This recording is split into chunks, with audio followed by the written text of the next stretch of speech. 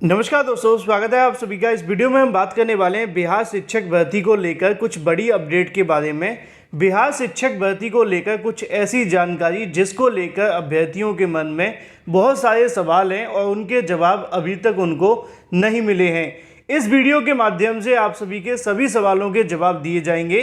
साथ ही साथ अगर बात की जाए बिहार शिक्षक भर्ती को लेकर, बीपीएससी आयोग यानी कि बिहार पब्लिक सर्विस कमीशन के माध्यम से छात्रों को सलाह दी गई है कि भ्रम में ना रहें। जो सटीक जानकारी है, जो सही जानकारी है, उसको ही ग्रहण करें और उसके आधार पर इन भर्तियों के अंदर आप लोग आवेदन करें। और जो भी सही और रियल जानकारी होगी वही मैं आप सभी को दूंगा। तो वीडियो को लाइक कर दें और शेयर कर दें। चैनल को सब्सक्राइब करके बेल आइकन को दबा लें, जिससे कि आपको रियल ऑथेंटिक जानकारी सबसे पहले मिलती रहे। बिहार सरकार के माध्यम से निकाले गए विज्ञापन को लेकर बहुत सारी चीज़ें स्पष्ट नहीं है और इस बात को लेकर बहुत ज़्यादा अभ्यर्थी परेशान हैं। अब इन तमाम सवालों का जवाब अगर कोई दे सकता है तो वो है आयोग यानी कि बिहार पब्लिक सर्विस कमीशन। उसके अलावा कोई भी सही जानकारी नहीं दे सकता। इसी के संबंध में बिहार पब्लिक सर्विस कमीशन पर जाकर जानकारी मांगी गई और उससे रियल जानकारी जो आप सभी को दी जाए वही आप सभी को यहाँ से मिलेगी, क्योंकि आयोग ने जो बताया है उसी के आधार पर आप सभी इस भर्ती के अंदर आवेदन कर सकते हैं। जैसा कि आप सभी यहाँ पर बिहार लोक सेवा आयोग की इमेजेस देख सकते हैं। यहाँ पे अभ्यर्थियों के माध्यम से मुलाकात करके इसके संबंध में रियल जानकारी मांगने का प्रयास किया गया, जिसको लेकर अभ्यर्थियों के मन में भ्रांतियाँ हैं। क्योंकि यहाँ पे अलग अलग जानकारी अलग अलग चैनल के माध्यम से दी जा रही है, जिसको लेकर अगर बात की जाए सबसे बड़ा सवाल देखने के लिए मिल रहा था जहाँ पे जनरल फीमेल को लेकर। क्योंकि बिहार के अंदर क्या होता है कि जो फीमेल देखने के लिए मिलती हैं उनको यहाँ पर माना जाता है लगभग 82 पर क्वालिफाइड, यानी कि जनरल की जो महिला होती हैं उनको 82 पर क्वालिफाइड माना जाता है। अब बाहरी राज्य अभ्यर्थियों के मन में सबसे बड़ा सवाल ये है कि यहाँ की जो जनरल की सामान्य महिला हैं उनका भी टीईटी 82 माना जाएगा, क्योंकि वहाँ की भी सामान्य महिलाओं को माना जाता है। तो असल में जब आयोग से इसके बारे में जानकारी मांगी गई, क्योंकि बिहार लोक सेवा आयोग के माध्यम से एक नोटिफिकेशन जारी किया गया था जिसमें उन्होंने बताया था कि जो फीमेल हैं, जो फीमेल होंगी उनको 82 पे क्वालिफाइड माना जाएगा, जो कि सामान्य वर्ग की होंगी। पहला।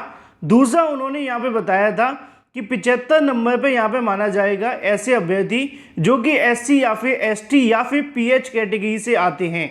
इसको लेकर उन्होंने ऑफिशियल नोटिफिकेशन जारी किया था, लेकिन अब इसको लेकर आयोग के माध्यम से ऑफिशियल बयान दे दिया गया है। आयोग के माध्यम से दिए गए बयान को लेकर पहली जानकारी मैं आपको दे दूं, जो ऐसे महिला अभ्यर्थी बाहरी राज्यों से हैं जिनके मन में ये सवाल है कि जब जनरल की वहाँ की महिलाओं को 82 पे क्वालिफाइड माना जाता है तो उत्तर प्रदेश की महिलाओं को कितने पर माना जाएगा, यानी कि अदर स्टेट की महिलाओं को भी जनरल मानकर 82 पर क्वालिफाइड माना जाएगा। तो इसको लेकर आयोग कहता है कि ऐसा बिल्कुल भी नहीं है। उसकी वजह यह है कि जो यहाँ की महिलाएं हैं उनको आरक्षण दिया जा रहा है, लेकिन जो बाहरी राज्यों की महिला होंगी उनको आरक्षण का लाभ नहीं मिलेगा। मतलब यहाँ पे फीमेल को लाभ देते हुए 90 के बजाय 82 पे क्वालिफाइड माना गया है, लेकिन जो बाहरी राज्यों की महिला होंगी चूंकि उनको बिहार सरकार के माध्यम से या बिहार राज्य के अंदर किसी प्रकार का कोई भी आरक्षण नहीं मिलेगा।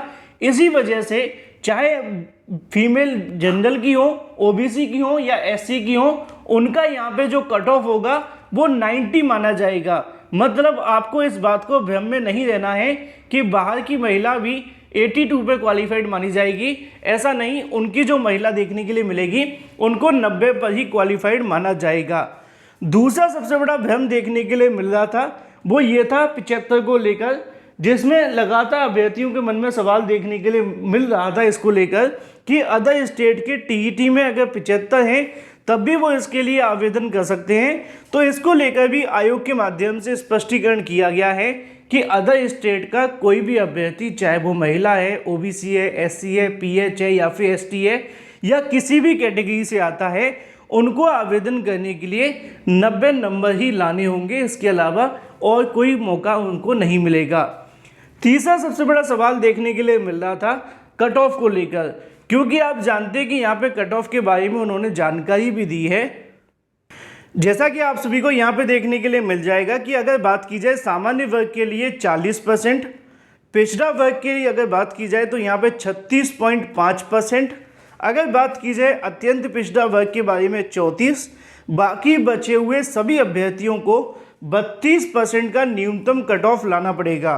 तो इसके बारे में भी आयोग के माध्यम से कहा गया कि ये जो न्यूनतम कट ऑफ आप सभी को देखने के लिए मिलता है वो एक तरीके का पासिंग मार्क है कि कम से कम आप सभी को इस आंकड़े को पार करना पड़ेगा।